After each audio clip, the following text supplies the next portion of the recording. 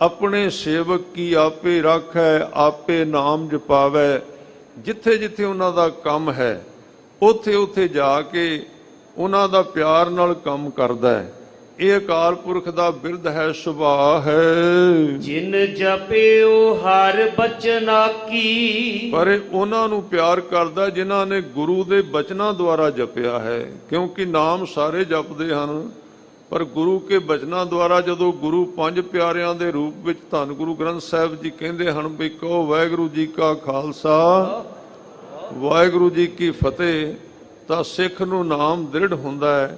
ਉਹਦੇ ਰਾਹੀਂ ਕਹਿੰਦੇ ਇਹ ਨਾਮ ਪਰ ਜਿਹੜਾ ਹੈ ਜਪਿਆ ਗੁਰਸਿੱਖਾਂ ਨੇ।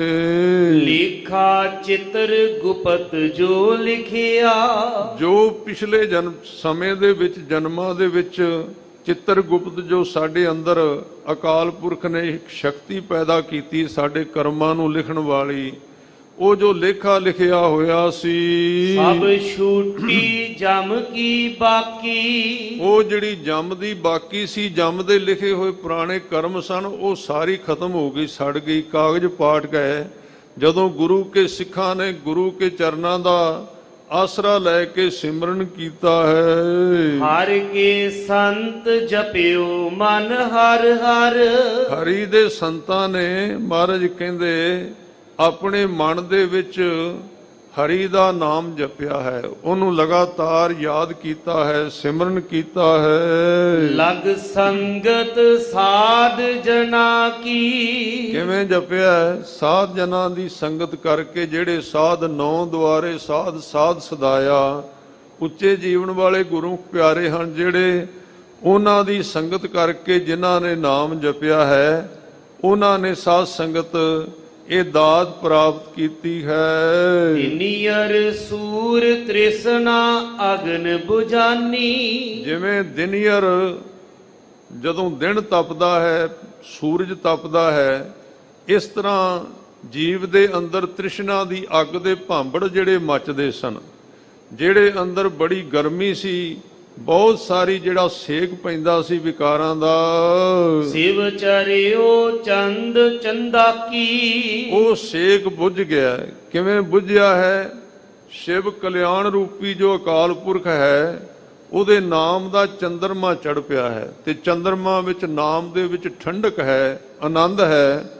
ਉਹਦੇ ਨਾਲ ਇਹ ਚੰਦਾਕੀ ਭਾਵ ਉਸ ਚਾਂਦਨੀ ਦੇ ਨਾਲ ਤ੍ਰਿਸ਼ਨਾ ਦੀ ਅਗਨ ਬੁਝ ਗਈ ਹੈ। ਤੁਮ ਵੱਡ ਪੁਰਖ ਵੱਡ ਅਗਮ ਅਗੋਚਰ, ਕਿਉਂਕਿ ਆਪ ਜੀ ਵੱਡੇ ਬਹੁਤ ਬੇਅੰਤ ਅਪਹੁੰਚ, ਸਾਰੇ ਥਾਵਾਂ ਤੇ ਸਮਾਏ ਹੋਏ ਹੋ, ਸਾਰੇ ਥਾਵਾਂ ਤੇ ਆਪ ਜੀ ਦਾ ਨਿਵਾਸ ਹੈ। ਤੁਮੇ ਆਪੇ ਆਪ ਅਪਾਕੀ, ਤੁਸੀਂ ਆਪ ਹੀ ਸਾਰੇ ਥਾਵਾਂ ਤੇ ਆਪ ਹੀ ਕਿਰਪਾ ਕਰਕੇ ਗੁਰਸਿੱਖਾਂ ਨੂੰ ਮਿਲਦੇ ਹੋ, ਅੰਦਰ ਵਸਦੇ ਹੋ, ਕਿਸੇ ਦਾ ਯਤਨ ਨਹੀਂ ਹੋ ਸਕਦਾ।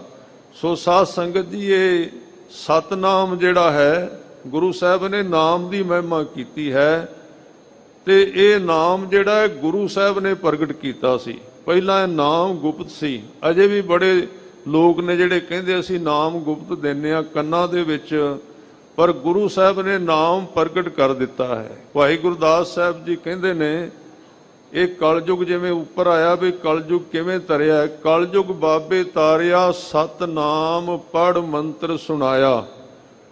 ਕਲਯੁਗ ਨੂੰ ਤਾਰਨ ਵਾਸਤੇ ਗੁਰੂ ਸਾਹਿਬ ਨੇ ਸਤਨਾਮ ਨੂੰ ਪੜ੍ਹ ਦਿੱਤਾ, ਜੋ ਗੁਪਤ ਨਾਮ ਸੀ, ਸਾਰੇ ਥਾਵਾਂ ਤੇ ਮੌਜੂਦ ਸੀ, ਉਹਦਾ ਪ੍ਰਗਟਾਵਾ 1430 ਅੰਗਾਂ ਦੇ ਰੂਪ ਵਿੱਚ ਕਰ ਦਿੱਤਾ ਵੀ ਲਓ ਗੁਰਸਿੱਖ ਹੁਣ ਰੱਜ ਰੱਜ ਕੇ ਬਾਣੀ ਪੜ੍ਹੋ, ਇਹਦੇ ਵਿੱਚੋਂ ਨਾਮ ਨੇ ਪ੍ਰਗਟ ਹੋਣਾ ਹੈ।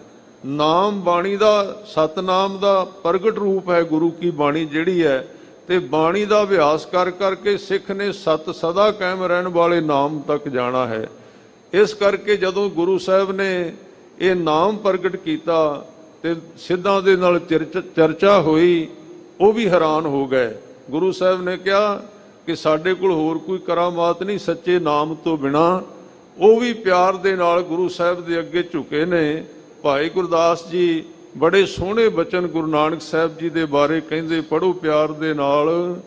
ਧੰਨ ਨਾਨਕ ਤੇਰੀ ਵੱਡੀ ਕਮਾਈ, ਧੰਨ ਨਾਨਕ ਤੇਰੀ ਵੱਡੀ ਕਮਾਈ, ਧੰਨ ਨਾਨਕ ਤੇਰੀ ਵੱਡੀ ਕਮਾਈ। ਧੰਨ ਨਾਨਕ ਤੇਰੀ ਵੱਡੀ ਕਮਾਈ, ਧੰਨ ਨਾਨਕ ਤੇਰੀ ਵੱਡੀ ਕਮਾਈ, ਧੰਨ ਨਾਨਕ ਨਾਨਕ ਤੇਰੀ ਵੱਡੀ ਕਮਾਈ। ਵੱਡਾ ਪੁਰਖ ਪ੍ਰਗਟਿਆ, ਵੱਡਾ ਪੁਰਖ ਪ੍ਰਗਟਿਆ, ਵੱਡਾ ਪੁਰਖ ਪ੍ਰਗਟਿਆ। ਕਲ ਯੁਗ ਅੰਦਰ ਜੋਤ ਜਗਾਈ, ਕਲ ਯੁਗ ਅੰਦਰ ਜੋਤ ਜਗਾਈ, ਕਲ ਯੁਗ ਅੰਦਰ ਜੋਤ ਜਗਾਈ। ਧੰਨ ਨਾਨਕ ਤੇਰੀ ਵੱਡੀ ਕਮਾਈ, ਧੰਨ ਨਾਨਕ ਤੇਰੀ ਵੱਡੀ ਕਮਾਈ, ਧੰਨ ਨਾਨਕ ਤੇਰੀ ਵੱਡੀ ਕਮਾਈ।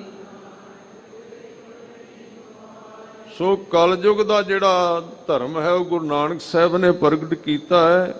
ਮਹਾਰਾਜ ਕਹਿੰਦੇ ਉਹ ਅਕਾਲ ਪੁਰਖ ਆਪ ਹੀ ਸਾਰੇ ਥਾਵਾਂ ਤੇ ਸਵੈੰ ਭੂ ਆਪਣੇ ਆਪ ਤੋਂ ਪ੍ਰਗਟ ਹੁੰਦਾ ਹੈ। ਜਨ ਨਾਨਕ ਕੋ ਪ੍ਰਭ ਕਿਰਪਾ ਕੀਜੈ। ਇਸ ਤਰ੍ਹਾਂ ਮਹਾਰਾਜ ਗੁਰੂ ਰਾਮਦਾਸ ਜੀ ਕਹਿੰਦੇ ਕਿ ਇਸ ਤਰ੍ਹਾਂ ਅਰਦਾਸ ਕਰੋ ਗੁਰਸਿੱਖੋ, ਸਾਡੇ ਤੇ ਕਿਰਪਾ ਕਰੋ, ਸਤਿਗੁਰੂ ਜੀ ਕਿਰਪਾ ਕਰੋ, ਰਹਿਮਤ ਕਰੋ।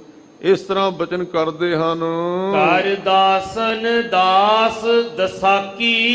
ਹੇ ਅਕਾਲ ਪੁਰਖ ਸਤਿਗੁਰੂ ਜੀ, ਸਾਡੇ ਦਾਸਾਂ ਦੇ ਦਾਸ ਤੀਜੇ ਥਾਂ ਤੇ ਇੰਨੀ ਨਿਮਰਤਾ ਵਿੱਚ ਆ ਕੇ ਕਹਿੰਦੇ ਕਿ ਸਾਨੂੰ ਆਪਣੇ ਦਾਸਾਂ ਦੇ ਜਿਹੜੇ ਅੱਗੇ ਦਾਸ ਨੇ ਉਹਨਾਂ ਦੇ ਦਾਸ ਆਪ ਜੀ ਬਣਾ ਦਿਓ। ਇਹ ਅੱਜ ਦਾ ਸ੍ਰੀ ਮੁਖ ਵਾਕ ਜਿਹੜਾ ਸਾਧ ਸੰਗਤ ਜੀ ਉਸ ਦੀ ਵਿਚਾਰ ਸੀ। ਅਸਥਾਨ ਤੇ ਚੱਲਦੀ ਲੜੀਵਾਰ ਕਥਾ, ਉਹਦੇ ਸ਼ਬਦ ਜੋ ਰਾਮਕਲੀ ਰਾਗ ਦੇ ਵਿੱਚ ਹਨ, ਉਹ ਸਾਧ ਸੰਗਤ ਜੀ ਅੰਗ 891 ਉੱਪਰ ਗਰੀਬ ਨਵਾਜ ਧੰਨ ਗੁਰੂ ਅਰਜਨ ਦੇਵ ਪਾਤਸ਼ਾਹ ਜੀ ਰਾਮਕਲੀ ਰਾਗ ਦੇ ਵਿੱਚ ਫਰਮਾਉਂਦੇ ਹਨ। ਰਾਮਕਲੀ ਮਹੱਲਾ ਪੰਜਵਾ। ਸੰਤ ਕੈ ਸੰਗ ਰਾਮ ਰੰਗ ਕੇਲ। ਗੁਰੂ ਅਰਜਨ ਦੇਵ ਸੱਚੇ ਪਾਤਸ਼ਾਹ ਜੀ ਰਾਮਕਲੀ ਰਾਗ ਦੇ ਵਿੱਚ ਲੜੀਵਾਰ ਰੂਪ ਸ਼ਬਦ ਜੋ ਚੱਲਦੇ ਹਨ, ਉਹਨਾਂ ਦੀ ਵਿਚਾਰ ਵਿੱਚ ਕਹਿੰਦੇ ਹਨ, ਸੰਤ ਕੈ ਸੰਗ, ਗੁਰੂ ਸਾਹਿਬ ਦੀ ਸੰਗਤ ਦੇ ਵਿੱਚ, ਗੁਰਮੁਖਾਂ ਦੀ ਸੰਗਤ ਦੇ ਵਿੱਚ, ਗੁਰੂ ਗ੍ਰੰਥ ਸਾਹਿਬ ਜੀ ਦੀ ਸੰਗਤ ਦੇ ਵਿੱਚ ਸੰਤ ਕੈ ਸੰਗ ਰਾਮ ਰੰਗ ਕੇਲ। ਕੇਲ ਮੈਨੇ ਹੁੰਦਾ ਸਾਧ ਸੰਗਤ ਜੀ ਖੇਡਾਂ ਖੇਡਣੀਆਂ, ਕਲੋਲ ਕਰਨੇ, ਆਨੰਦ ਲੈਣਾ।